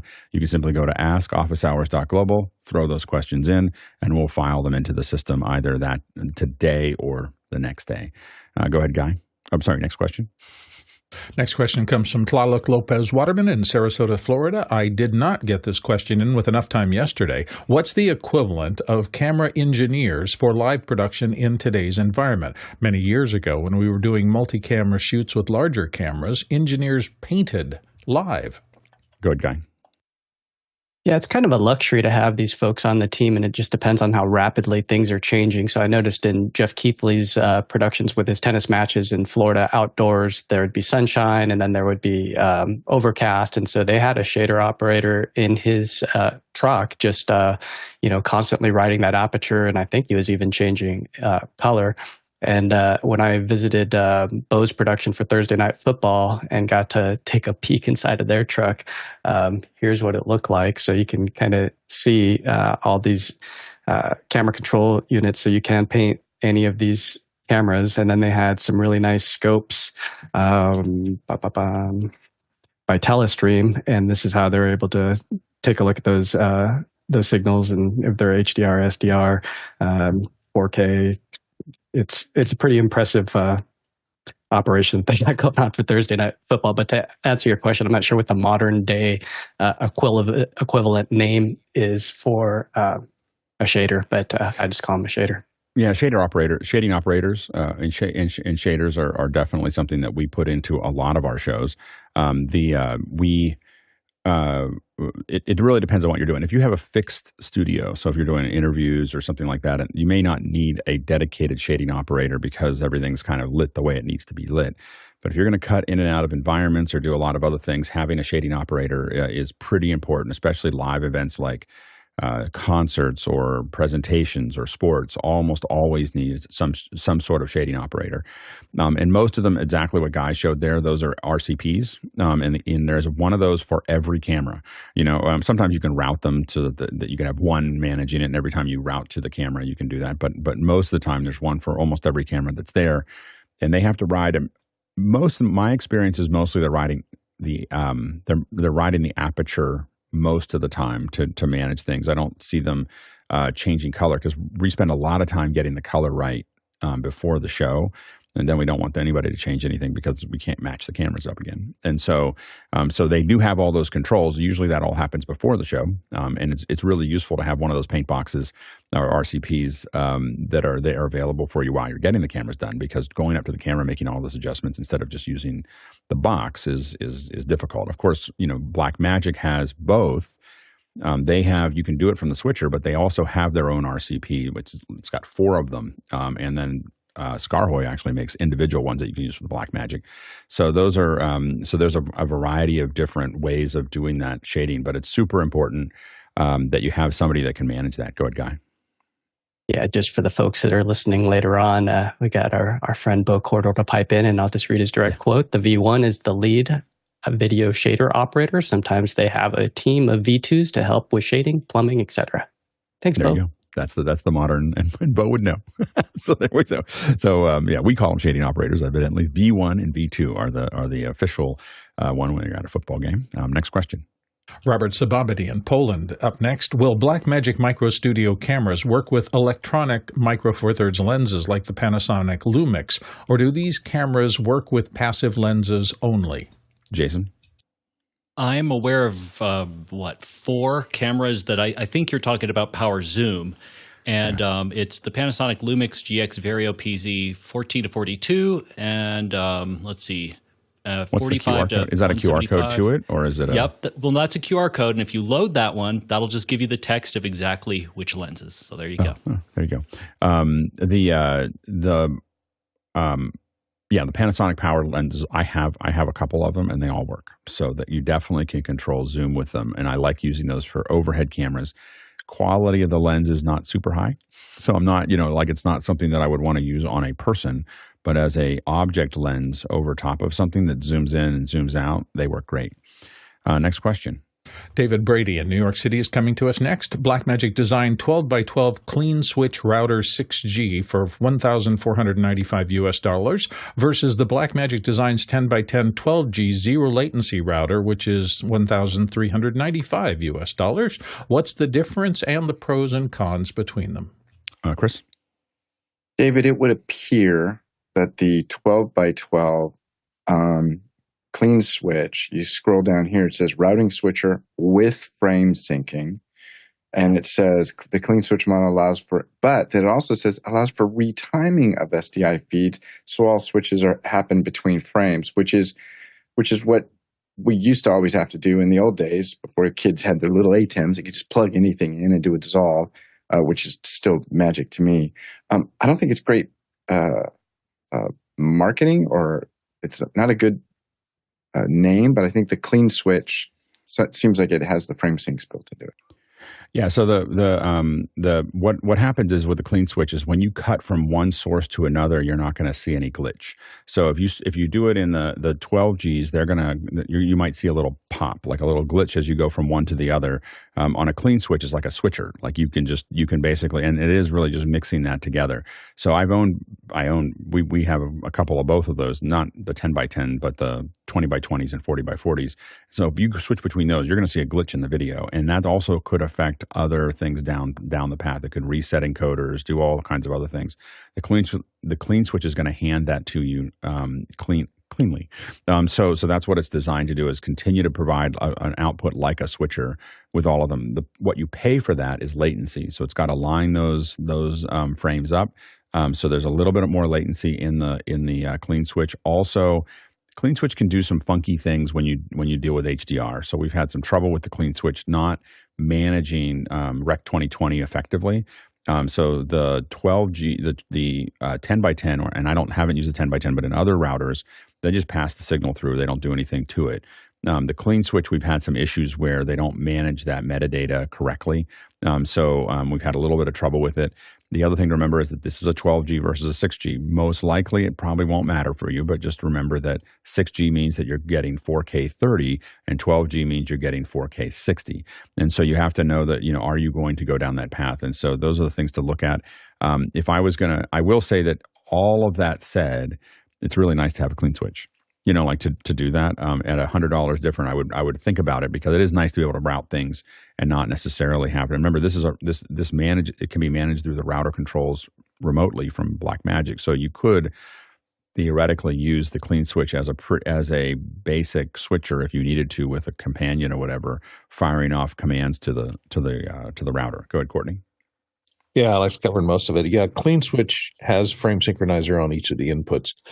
So that you can actually have the output on the air live and switch the inputs and not see glitches. Typically, a router, though, is used in the background to route things before they get to the main switcher.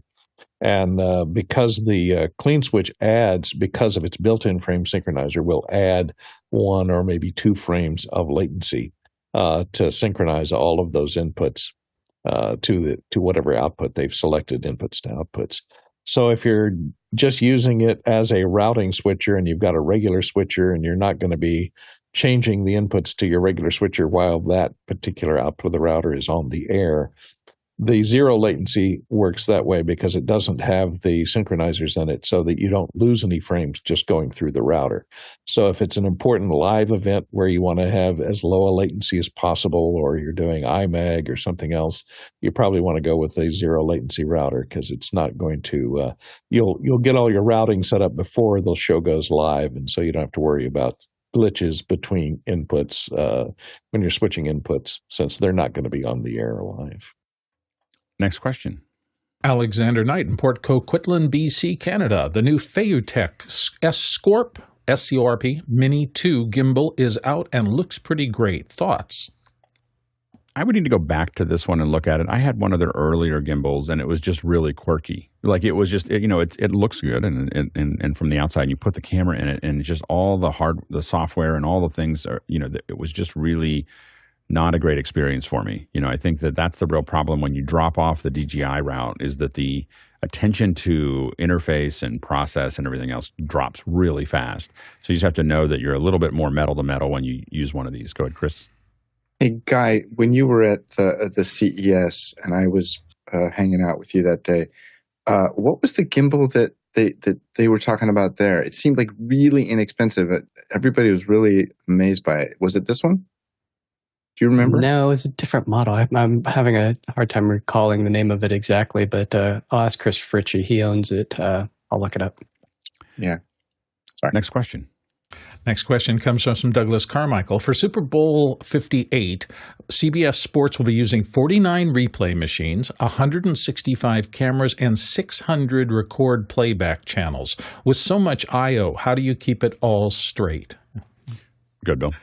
Well, I'm astonished that piano players with 88 keys know exactly which one to hit at exactly the right time to play the music, but they do, and it comes through repetition and learning and learning. The crews working on this are not rookies at all. They've been doing this for years and years and years.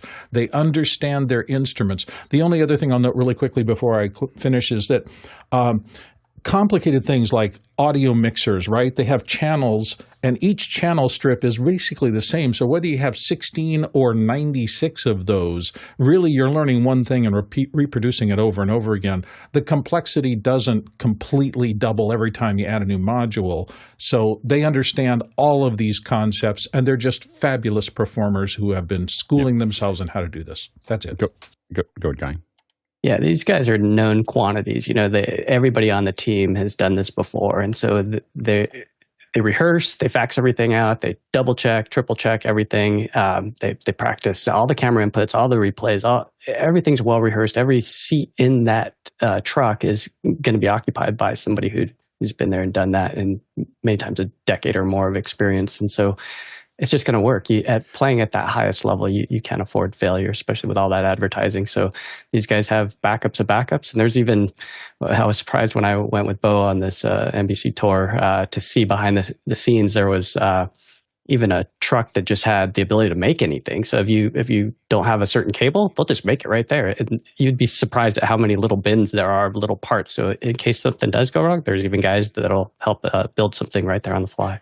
We do that a lot. I mean, we had a whole kit that would go out that you could terminate, any kind of cables. You could put together a lot of those, build those cables, and guys were sitting with soldering irons. It is every truck will have somebody that can wire things together, because you just never know what you're going to get. You never know that, I need a little adapter that will do this one thing, or we're missing this one cable or something. We had joked for large events of building a service that just is sitting there to make your cables and your little adapters for you, because everybody's searching around for them. Every political convention, every big event like this where there's lots of news, there's always people looking for things that they forgot. And just having a little truck to do that, we thought would be a great business, and have never got around to it. It's one of those things. Someday. Yeah, go ahead, Chris. I think you told us about a company that does do that. They have like that's a different company. That's a different. I'm just talking about wiring. There is a company that we worked with over a decade ago. It's three guys. Well, when we met them, they were three guys, and one was an architect, one was an electrical engineer, and one was a mechanical engineer. and they had a double expando truck. And if, by the way, if for some reason you guys are watching, I can't remember. I don't have your contact information. I would love to bring you on the show. Anyway, they would it would open up, and it had, I just noticed it because they had a saw that didn't drop any sawdust on the ground, and I was just like, what is that? And he's like, this is the least impressive thing that we have. And so we went back to his truck, and it was back behind this event. And it had routers and printers and it had a place to build neon signs. It had, like all of these things were all built into it. And these guys, they're $10,000 a day, or they were a decade ago. They're probably $20,000 a day now. For the three of them to sit there, and it's when you get to the event, they just come, the client looks at them and they just look at, and you see them with they had a little notebook, and they'd sit there and talk to the client, and they draw a little thing, and then they go back and bring out something that just fits into this one little area. Or we have this one, I think we had a client that wanted an open sign in front of their thing. But they decided that on the day, and these guys built an open neon sign in a couple hours. Like it was just, like that was there. And so what happened was they just fixed all these things. And I asked them, like, do you get booked very often? They're, we're booked a year in advance. Like, when we finish this event, this client will probably book us for next year's immediately, because they know that, we're very hard to get a hold of. And the thing is that they said, if you're doing an event over about $5 million, paying $20,000 a day for someone that's going to make everything just right, when you did all this planning for a year, you don't want to have that one thing that didn't work, that one sign, that one whatever. And being able to fill all those little things in all day, or $10,000 a day, being able to fill in all those little things for them during the show is gold. So being able to adjust to things. I know we've taken this question in a different direction. I did want to mention something real quick about Chris's the football fault thing. for bringing it up. It is. But you bit. So what I was going to say is keep in mind the football is 3 different television broadcasts all at once. There is a game. There's the halftime, and then there's all the pre-show, and sometimes the post-show might be a different game. It's been 30 years since I've worked in an NFL game, but even back then, it was a totally different show to do the pre-game stuff. That's what I worked on. If I remember correctly, I was talking to somebody about this. I believe that the pre-pro for the Super Bowl halftime last year, which was pretty impressive, and Apple paid for it, I think started 9 months before the show, and they started loading in a month before the show, 30 days before the show, and it was 16-hour days for 30 days to get ready for that show. And so it was, when you think about it, that show itself, that's how big that one was. Now, I will admit last year's was the biggest, the most complicated halftime show ever made. Floating stage? The floating stages, yeah. Go ahead, Bill. And also, just because to Guy's point about how much is on the line here, each 30-second spot, and you will see a bunch of them, $7 million somebody's paying to get that 30-second avail with that big an audience. So the amount of money that runs through this system is astronomical. We have to schedule a second hour for the commercials. So we have to, it has to be a commercial one. If you're risking $7 million on 30 seconds of creative, that is pressure. The FTX one, even though it's horribly ironic, is the best Super Bowl ad ever made, in my opinion. The internet version, not the broadcast version with Larry David. It is the best ad ever made, in my opinion. It's just the funniest. I can watch.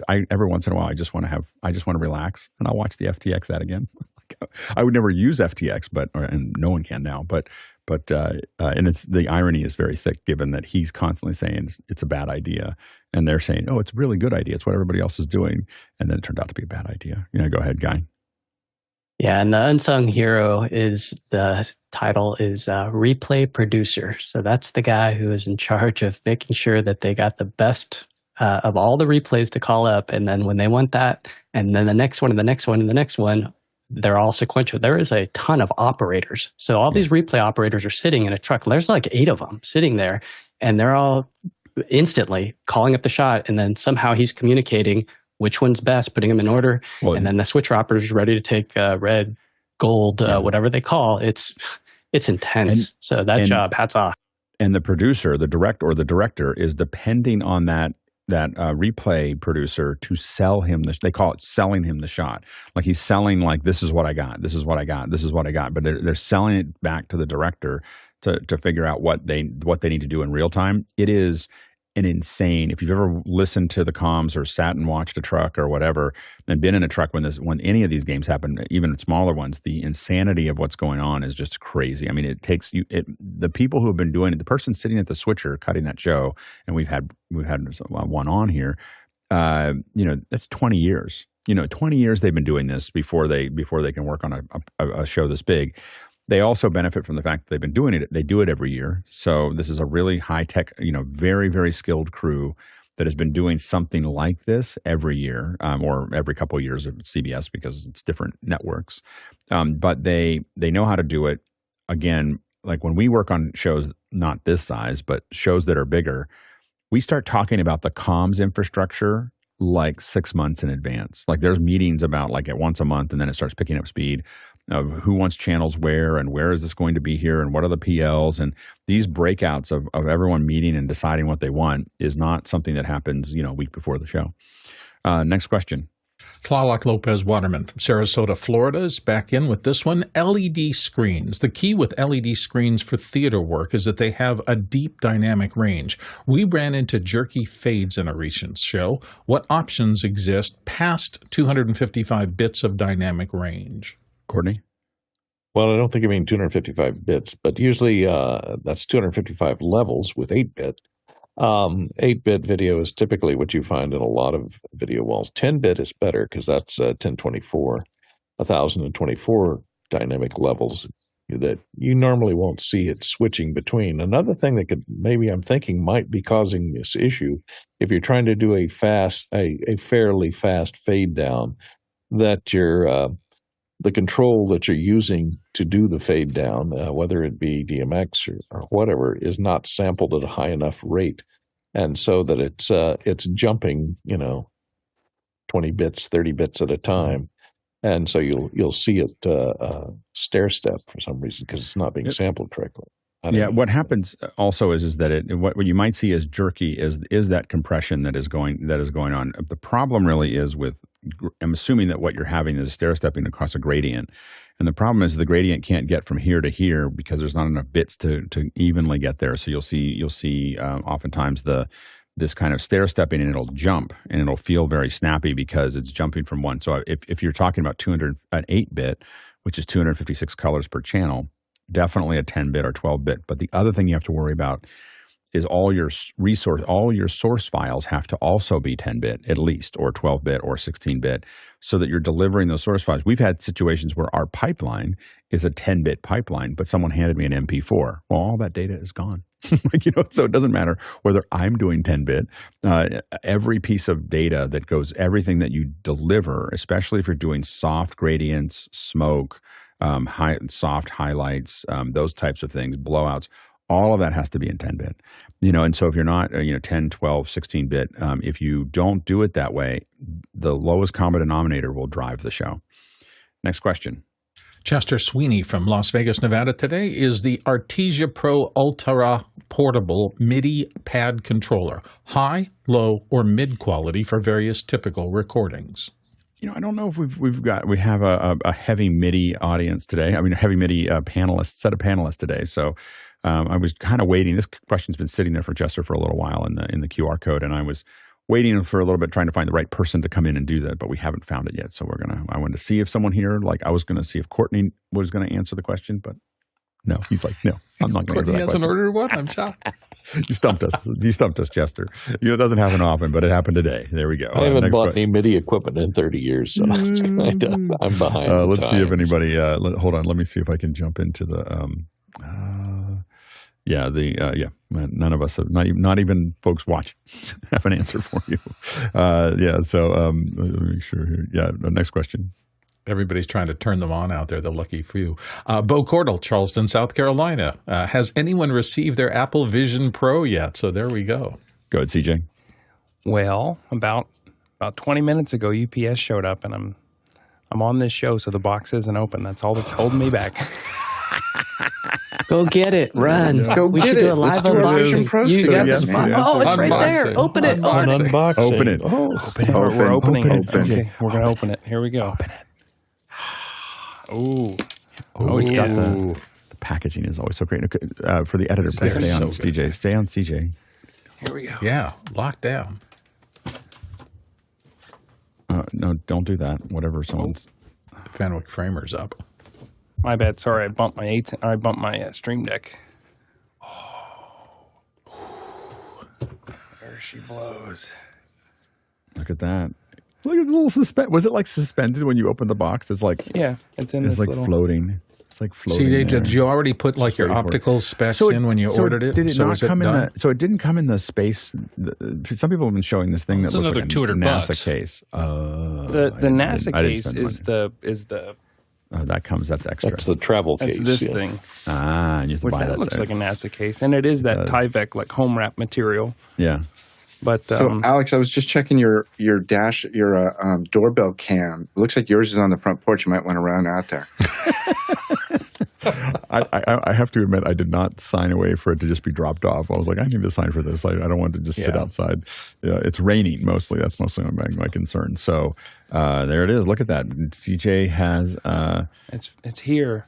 So we're gonna a little later when mine comes in sometime this afternoon. I will. I've got a bunch of stuff this morning, but I'm gonna try to do. I won't open it until I'm in after hours, and we'll open it up, and everyone gets to watch me kind of go through it. And we're gonna try to jump into Zoom sometime today. So we'll figure it out amongst ourselves so that we can all see if we can see each other, and then we will. I am going to try to join office hours tomorrow from the headset. Oh, it's going to be Mr. Goofy Face. It is. We have to do it. I mean, this is what we do. And it's a Saturday. Saturday is the R&D day, and so if you're watching, you might want to come Saturday because we are going to. A couple of us, at least one of us, that's me, will be joining. Chris, on the other hand, he's got his own version of the headset. And so Chris is going to. I did not buy Nike shoes in school. I bought Nikkei shoes when I was in school. My parents weren't very rich.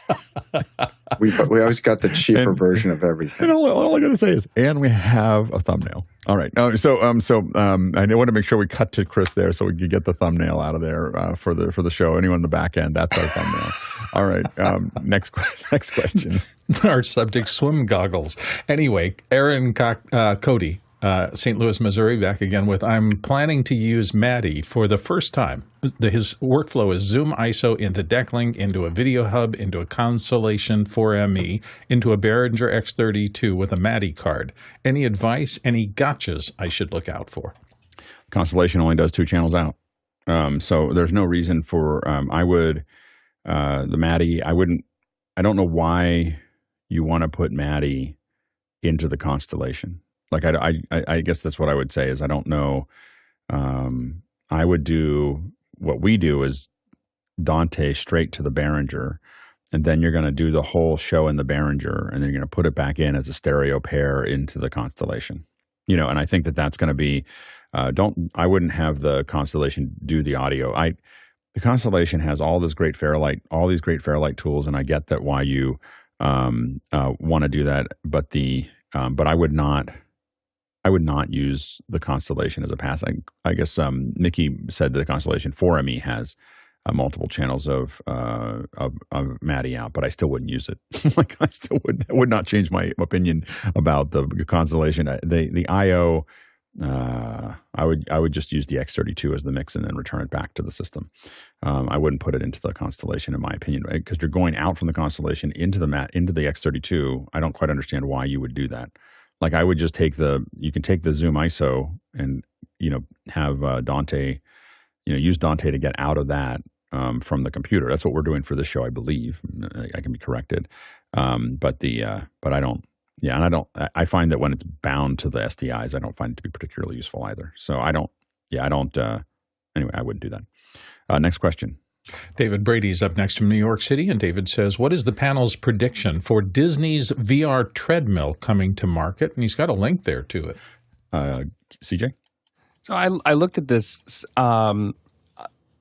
almost like you're on a 4-way conveyor belt table, but it's got enough motors in it that you're not slipping and sliding around. I was on something like this that was belt driven in both directions, actually at a theme park, and played some augmented or virtual reality game. I found it actually pretty engaging. So I think that this is probably something that's for the parks.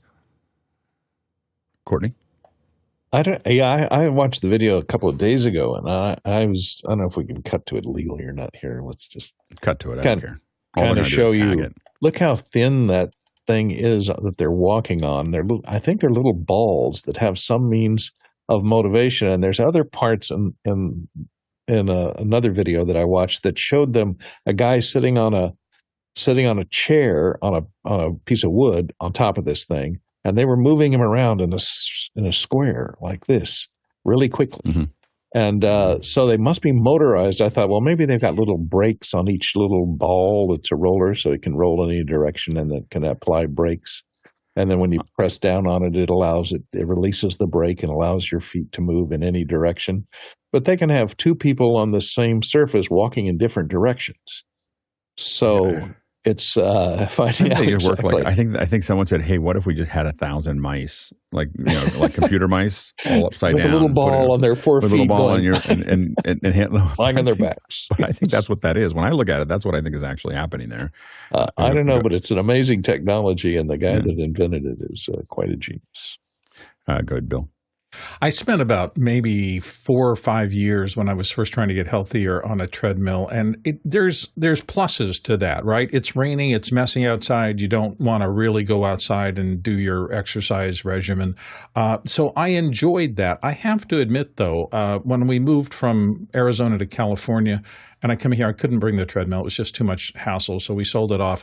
And here I've started walking out in the real world, and it's such a difference to me aesthetically to go into the world as opposed to a pod to exercise or to get out in things. It just, I think, spiritually makes me feel better to be out in the real world. But for all the people who can't do that, this would be a fabulous thing, and I'm highly plus about all the research they're doing into this to bring it into people's lives. I think it's going to be great.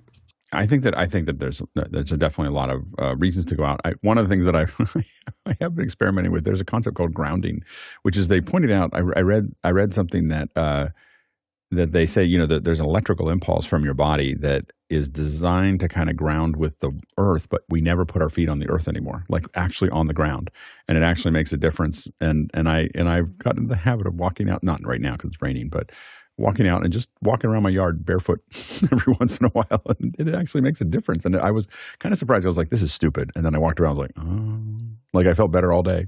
Like I was just like, "Okay, I don't know. I can't quite put my foot on it. I can't put my finger on it, but I can put my foot on it."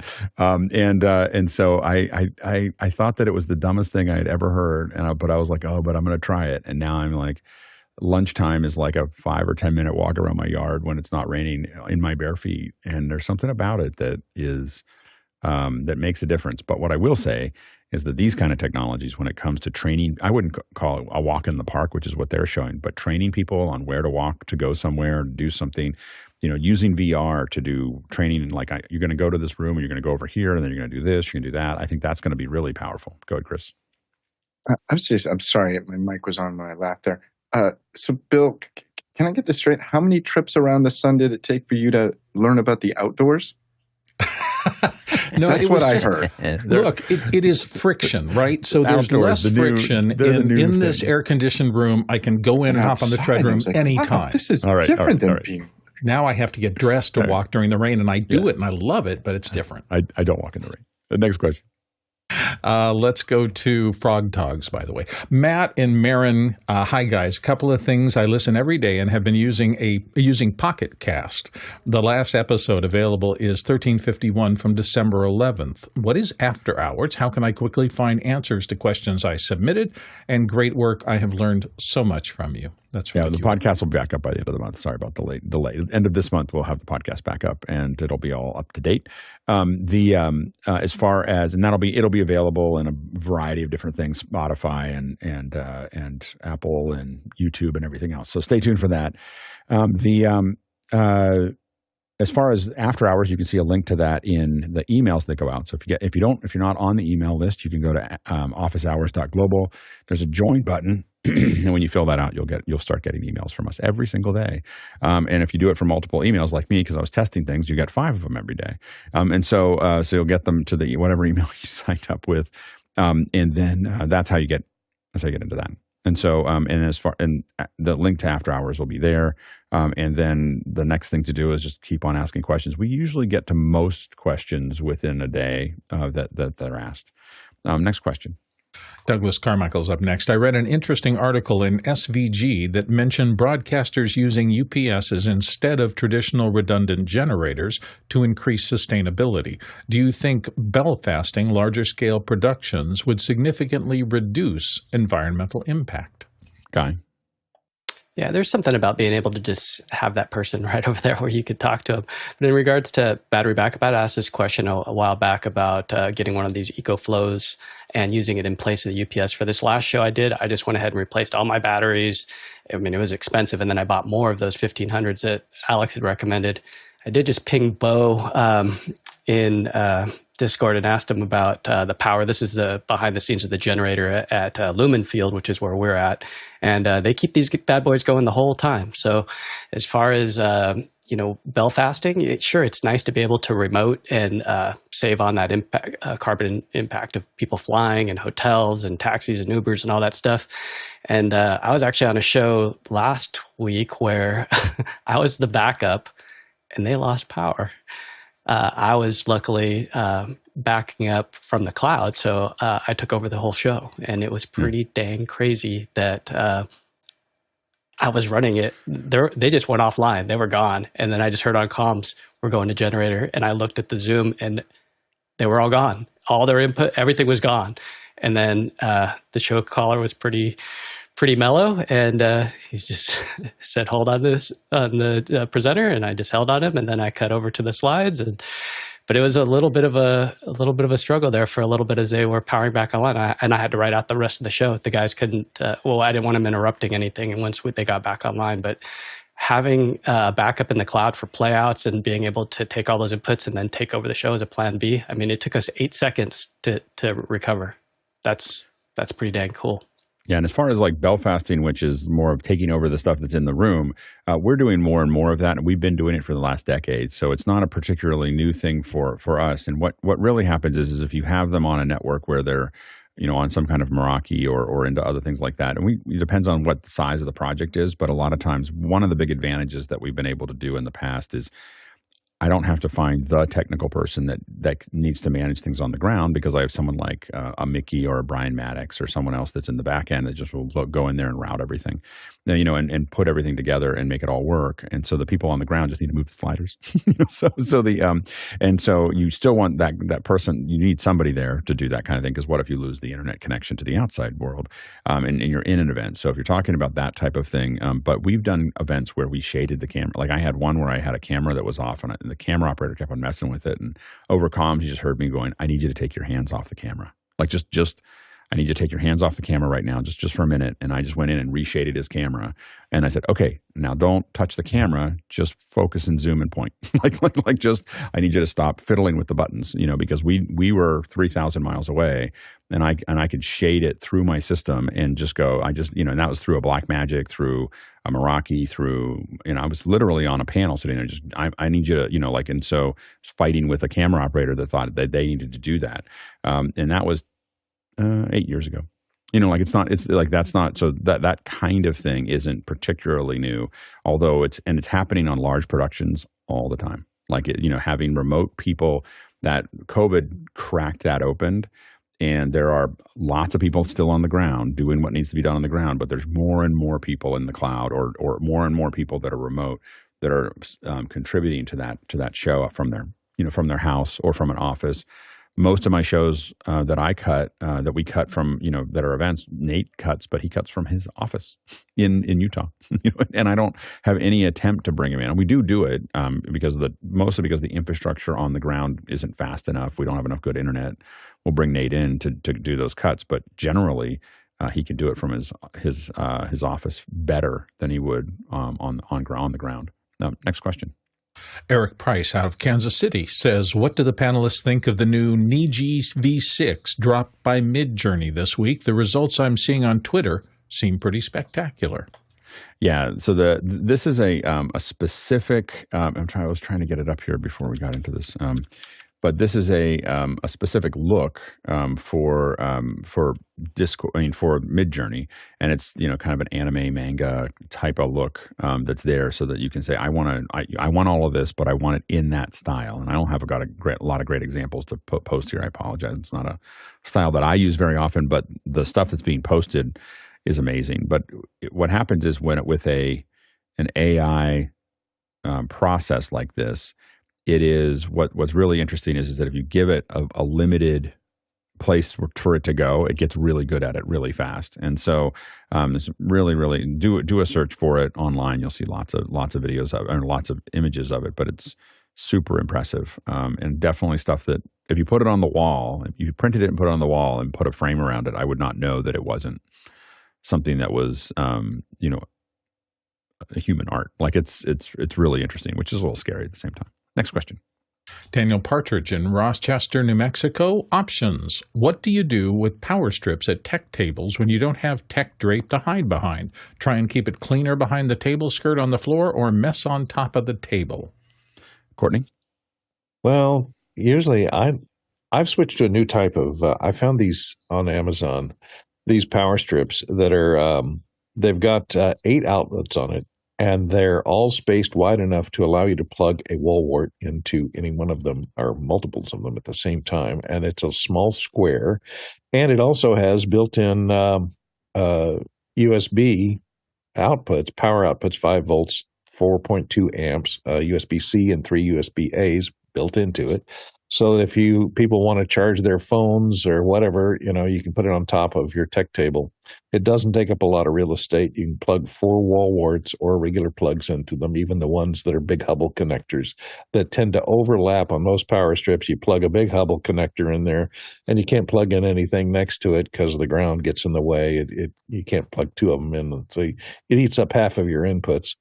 But this allows you to plug in 8 actual large things into that outlet, and it has surge protection and a power switch on it and a 5-volt power supply. So I hang another thing is I put a shoelace around the base of it, right at the let's see if I can show you here, right at the base right here, where the cord comes in. And then you can tie it up to the supports under the table, so it's hanging underneath the table, so it's not on the floor, it's not under your feet. You can get under there and plug things into it. It just hangs. Go ahead, Bill. Take maybe a cue from the tables like I'm working at, a Middle Atlantic thing that has a tray for wiring behind it. So you can make that up, basically go to a home dealer and get a 4-foot piece of gutter and just grip clip it or something else to the back of the table and lay everything out of the back of your equipment into that. So at least everything's going to come to one point at the end. Just a quick, dirty, cheap, leave-behindable way to fix it if you want to. Chris? And IKEA has a tray thing that you can screw to the bottom of a table if it's your table. And also, as Courtney mentioned, I hate having things on the floor. I'm 60 plus years old. I don't like crawling around on the floor to do stuff. I like to do stuff on the tabletop. Keep it neat, but maybe next time increase your budget and get a drape to make yourself a little clean. Yeah, I just don't know what Daniel's talking about. I don't know why he would talk about having problems with raw cables here. You can see this is out of Germany, a show we did a long time ago. But this is what happens when you don't know where you're going to load into, and you just have what you have. And so we definitely had racks that we put together, and of course they had their own mess. And then all of this, and what we do is we requested this be added to it. So they didn't give us the drapes, but we did request a block. We paid for that. I don't think it was very expensive compared to the whole thing. Sorry, hit the wrong button. You definitely want to try to find something that's going to hide that. It really undermines confidence. So don't consider it something like, oh, well, some didn't pay for it, so I can't do it. Even if you're find some way to affix Duvetine over something, you do want to think about it, and you do not want to show it in public, because everything is a confidence game. And regardless of the realities of production, which is that there's going to be a bunch of wires that are required because you just load it in, you want to cover that up because it's a confidence game, and people will have less confidence in you if they see a nest of wires. Whether they exist or not, don't show them in public. Next question. Zach Stahl-Smith in Chautauqua, New York Samuel Nordvik. I got confused there. Samuel Nordvik in Norway. Elgato just launched a 4K-X that can capture up to 144 frames per second at 4K. Are there any live pipelines to distribute high frame rates like this? Yeah, you can. So you can definitely do it with HLS. So HLS can do anything you want to send it. So if you want to send it 120 frames a second, it can handle 120 frames a second. The Apple Foundation player across all the Apple products can play it back. The question is, what are you going to get it to on a screen? So you could theoretically play it back to the iPad or the iPhone, but the Apple TV, even though it's capable of 120 from a horsepower perspective, I don't believe is set up to stream back that back out. So the pipelines are fairly basic right now. We are going to continue to see frame rate continue to move towards 144. I think is a little bit complicated, but 120 is coming fast. And what's interesting, I was talking to someone about this as a generational thing, is that the older filmmakers all, they love 24. The gamers want 120 and above, and they're coming. And so when you see all these TVs going to 120, you see all these other things. The reality is the next generation has no interest in 24, you're going to see more and more things. You can see all these cameras being able to capture 120, 120, 120. All the TVs are all 120. All the subsystems are going to 120, but it's because the next generation is not interested in low frame rates, and so that's going to be we're going to slowly see that shift over the next probably decade. Next question. Zach Stahl-Smith in Chautauqua, New York. What are some recommendations for monitoring the health and updates of multiple production machines? I've used Atera in the past. I really should. I really should manage those things. I think that for the most part, I just don't push most of my machines very hard, and I replace them fairly often. So I don't think that I just don't run into that many things. And of course, we use Macs, so you don't have that many things that go sideways. Go ahead, CJ. If you are talking Macs and you can get them on the same network, Apple Remote Desktop has some pretty robust reporting in terms of versioning and updates and things like that. So you can get pretty in depth there. It's $80 one time, and it's a great app. Next question. Aaron Cody in St. Louis. For events where an in-person presenter and multiple remote sister stages are presenting from a shared PowerPoint, do you use Zoom screen sharing and control features or run a dedicated PowerPoint machine at each site? Guy? I like to have each one at each site because then you can have individual control. The other thing is I like to have a Zoom that pushes into another Zoom so you can actually see those slides before you take them and you're not overtaking everybody's screen with a screen share. So in that room, we'll call it the stage, if the presenter shares that PowerPoint or if you have somebody else sharing it, you could then pick and control that screen, and then you could build nice looks so that you can have a picture in a picture with the presenter, and it'll be the style that you like, maybe the corporate colors, so slide plus background plus pip, and those are some nice things to do. But then the thing is you need to have some comms. You need to have a way that both operators can switch. So you say next slide and take the next slide. But yeah, the shared one just scares me. I don't know why. It's something about somebody else having the control and me having no control. If you do that, have a backup just in case something happens.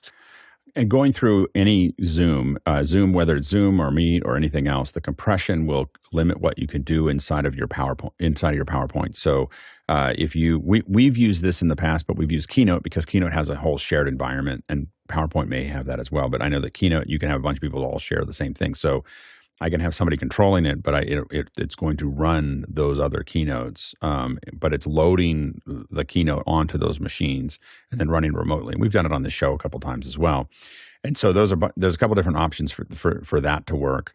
But what I will say is that the problem is that transition. So if you're doing something through Zoom, you're going to have lower frame rate. So something flying in is going to go, it's going to come across gradients. Gradients are going to start to posterize like what we talked about in the past.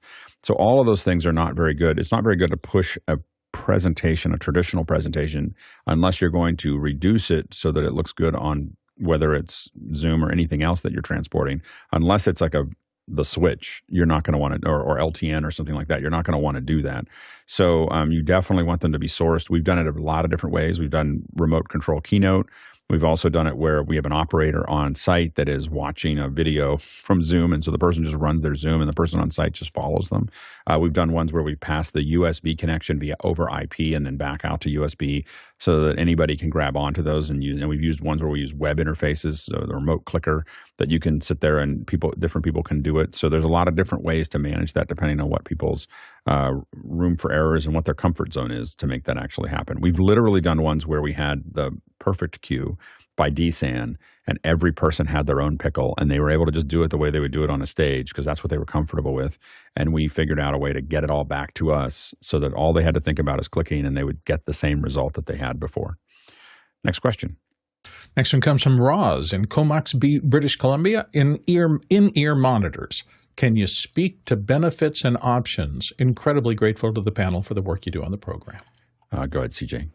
I know we've got a lot of folks on the panel use the Linsol in-ear monitors that they're $40 or $50. They do a pretty nice job. Alex gave me the tip to upgrade the cable, and I found that my new favorite feature of in-ear monitors, besides the fact that they're a little less obtrusive on video, is that I actually cut one of the cords by accident, severed my right ear, the cord, not the whole ear, and then was able to just spend $10 and pop a new cable in there, and it works like a champ. Yeah, go ahead, Courtney. Depends on whether you're talking about in-ear monitors for music monitoring for a performer on stage. That's a completely different category. Or if you're talking about IFB type monitors, which is what I'm using right now, and a lot of us are using right now. I went for these HYS, and this is what something like this is what all the networks use because they've got a removable earpiece. It's just a tube, really. The driver is in here. The electronics are all in here, which clips to the back of your shirt. And it has a stretchy cable that can go down. You can clip it to the back of the shirt to keep it cable managed out of sight.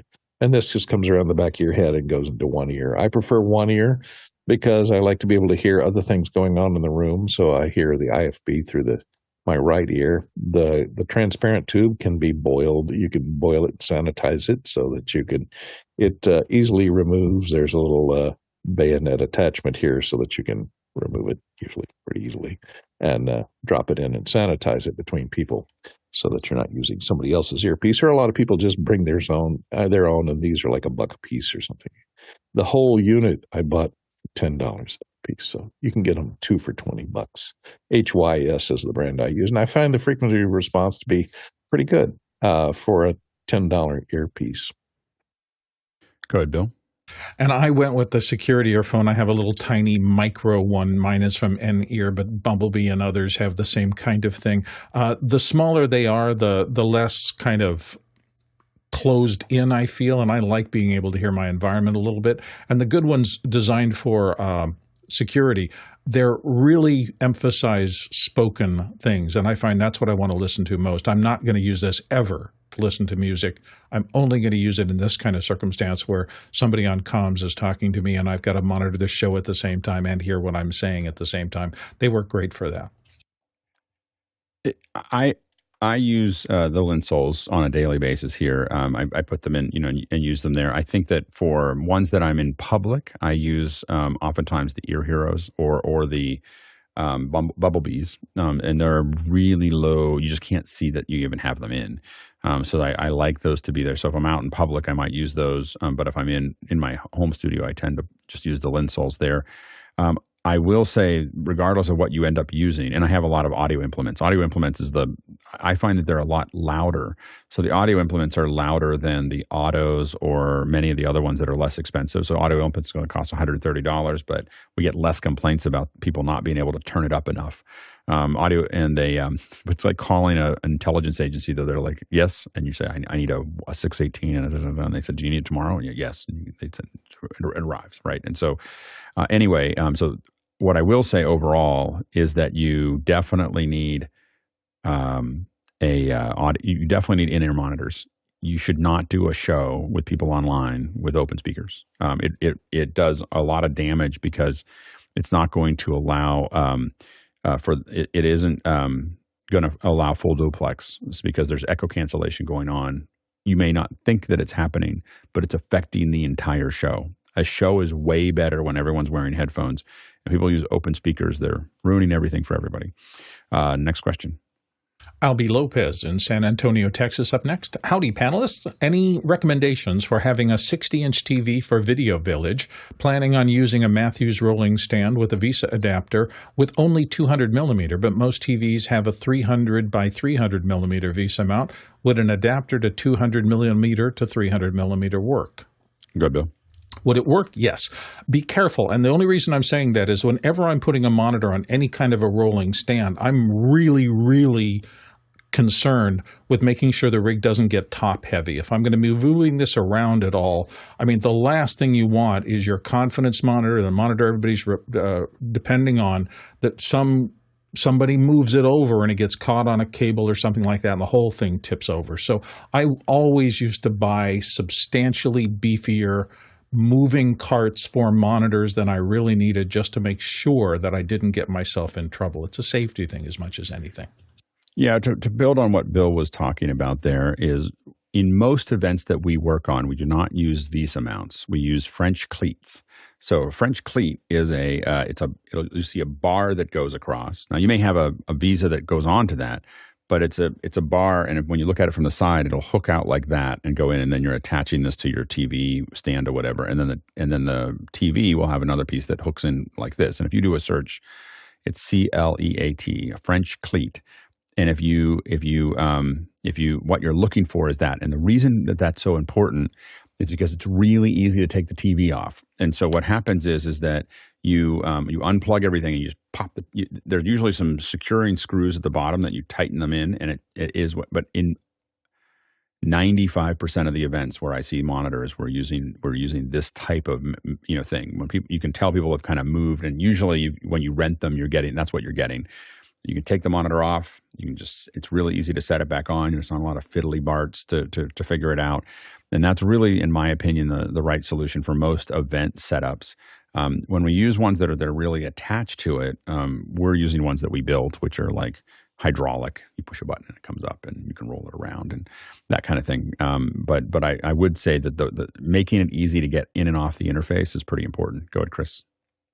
I was going to say French cleats are actually super helpful just around your home. Yeah. I have a big heavy mirror in one of the rooms at the house, and you take about a 1x4 roughly, rip it at a 45 degree, you bolt the right thing to the right part, and you just hang a big heavy mirror on it. It's super good way to attach heavy stuff to walls.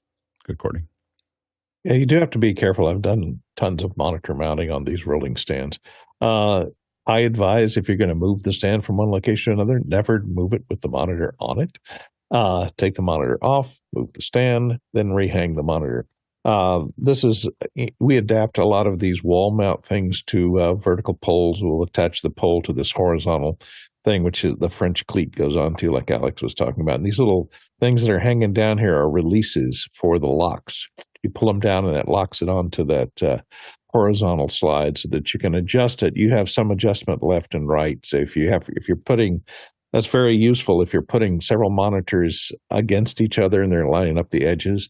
So if you want to line up the edges of several monitors, you got to be able to move them, a half an inch this way, half an inch this way to get them to line up without having to move the base back and forth. So that's an important thing to do.